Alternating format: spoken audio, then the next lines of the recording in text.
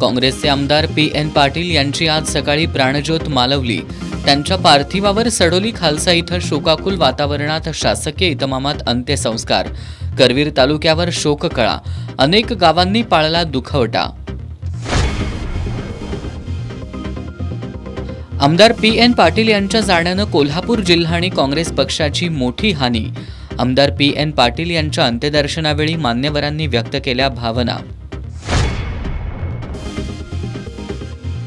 राजकीय आणि सामाजिक जीवनात निष्ठा जपणं हीच आमदार PN पाटील यांना खरी आदरांजली। माजी आमदार संपतबापू पाटील यांच्यासह मान्यवरांची भावना।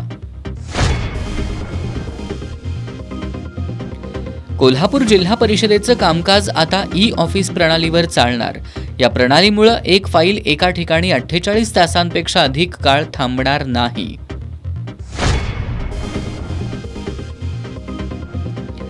आणि इचलकरंजीचे माजी नगरसेवक सुनील आणि संजय तेलनाडेंसह 5 जणांची इचलकरंजी न्यायालयानं केली निर्दोष मुक्तता। महिलेच्या घरात घुसून मारहाण करण्यासह तिच्यावर अत्याचार केल्याचा होता आरोप।